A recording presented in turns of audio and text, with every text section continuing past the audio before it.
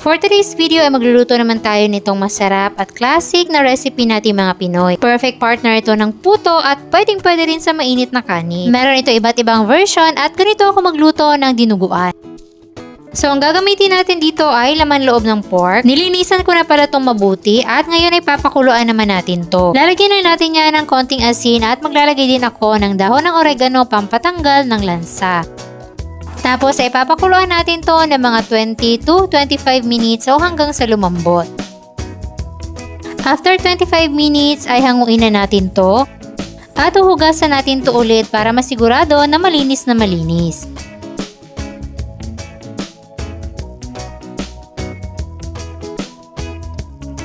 After natin mahugasan ay isi-slice natin to sa maliliit na piraso. O depende sa inyo kung gusto nyo ng mas malalaking slice.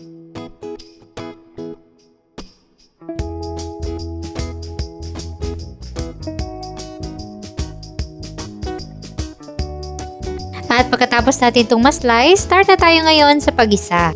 Una nating igisa ang sibuyas. Sunod naman yung bawang.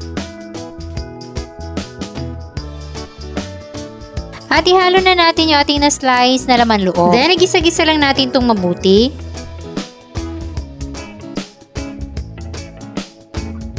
Then, titimplahan lang natin yan ng konting asin, all-in-one seasoning at black pepper.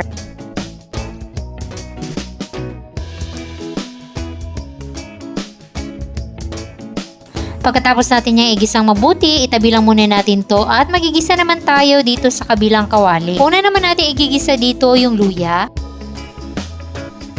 Next ay ang sibuyas.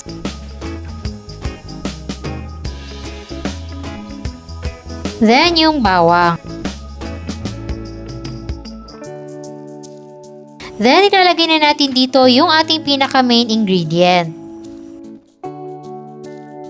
Timplahan natin ng konting asin at black pepper tapos haluin natin ng bahagya.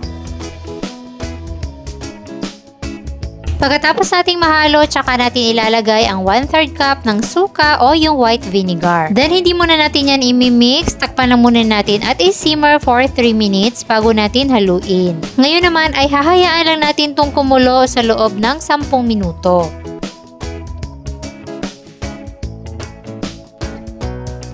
After 10 minutes, pwede na natin itong ihalo dun sa ating ginisang laman loob. Haluin natin itong mabuti.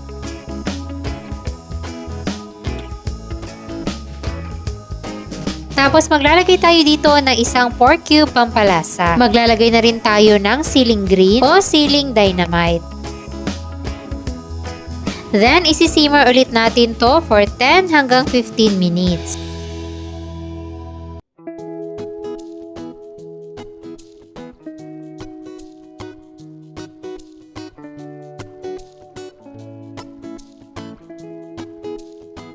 Pagkatapos natin yung ma-simmer for 15 minutes ay mag-adjust na tayo ng timpla. Pwede kayo magdagdag ng pampaalat at all-in-one seasoning at pwede na rin natin ilagay yung ating natitirang siling green. At ayan, luto na ang ating simple pero napakasarap na dinuguan. Tignan nyo nagmamatika pa yan kaya siguradong masarap. Kung gusto nyo ng mas maiga pa dito, pwede nyo i-extend yung cooking time at kung gusto nyo naman ng mas masaba, bawasan nyo lang yung oras ng pagluluto. Naku, napakasarap nito sa kanin, lalo na't mainit-init pa. At kung gusto nyo rin magluto nito, mayroon tayong kompletong listahan ng mga sangkap dyan sa baba. Sana'y nagustuhan nyo ang ating recipe for today. Enjoy!